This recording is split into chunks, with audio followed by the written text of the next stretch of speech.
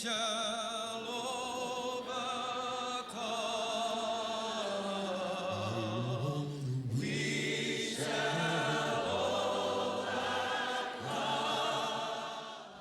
In 1964, a group of college students traveled to Mississippi to push forward the civil rights movement. During this project, college students were greeted with violence and extreme racism. The Mississippi Burning Project, Murder, and Trial pushed forward the civil rights movement by showing the nation that racism was extreme, wrong, and inhumane, and opening the eyes of white people across the nation.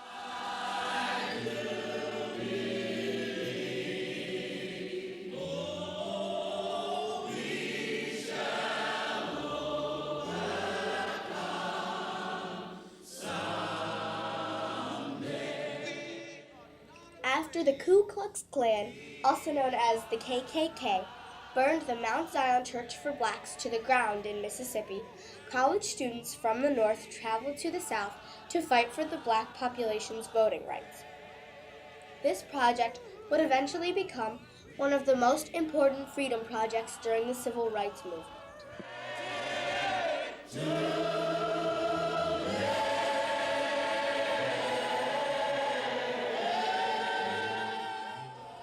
These brave students attended workshops to teach them nonviolence and self-defense tactics.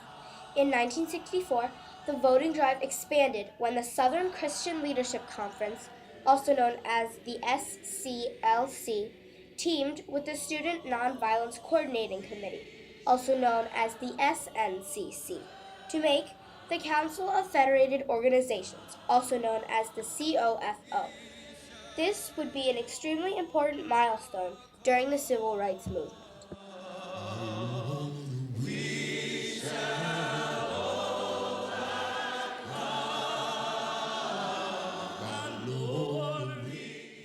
The COFO found over 1,000 idealistic Northern college students willing to spend their summer holding nonviolence workshops for blacks and leading discussion groups.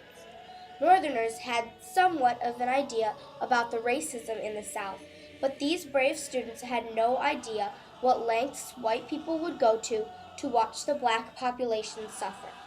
3 of these students included Andrew Goodman, Michael Schwerner, and James Earl Chaney.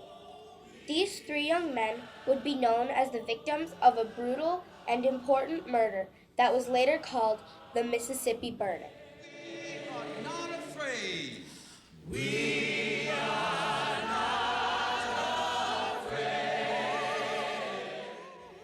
When the college students prepared to travel to the South, the Mississippians were outraged.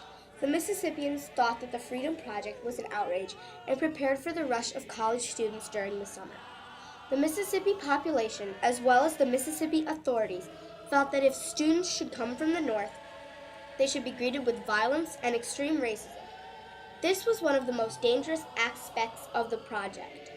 The authorities were on the side of the white people. Therefore, the blacks weren't protected by anyone but themselves.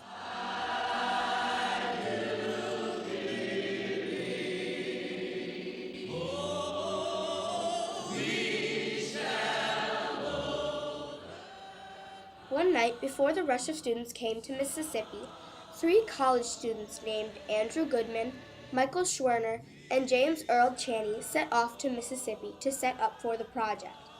These young men knew that driving at night was dangerous because James Chaney was black. After the sun went down, the 3 men were pulled over by Sheriff Lawrence Rainey and Cecil Price for speeding. These 2 Mississippi authorities were against the black population, like most of the Mississippi public and the rest of the Mississippi authorities. The 3 men were jailed for a few hours before they were released in the middle of the night. The 3 men decided to continue their route to Mississippi. These men knew that this was a risk. They would never make it all the way to Mississippi alive. We are not afraid.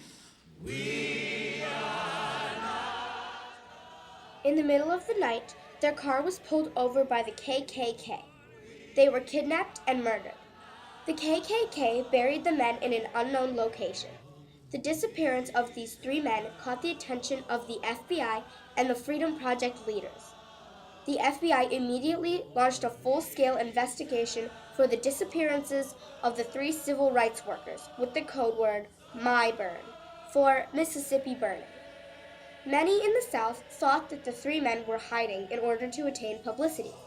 Sheriff Lawrence Rainey said, "If they're missing, they just hid somewhere, trying to get a lot of publicity." The FBI searched for the 3 men for weeks before they became desperate and offered reward money to the one individual who found the 3 bodies of Goodman, Chaney, and Schwerner. Information was found soon after that. The 3 bodies were found buried on a rural farm near Neshoba County, Mississippi. It was later known that Sheriff Rainey and Cecil Price let the men out at the right time so that the KKK could catch them and kill them. The Mississippi Burning was a conspiracy plot against 3 poor young men in the South who were fighting for the black population's voting rights. This murder was a devastating tragedy, but a huge milestone in the civil rights movement.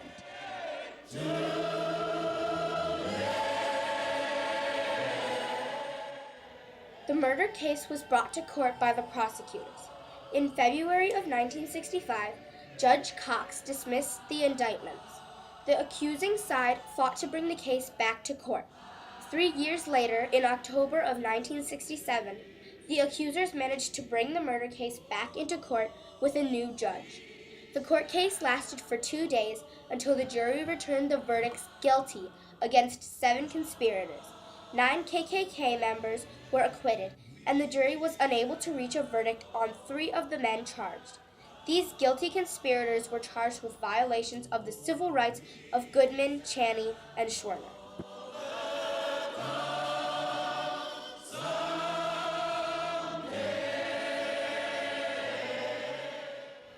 The Mississippi Burning opened the eyes of white people across the nation.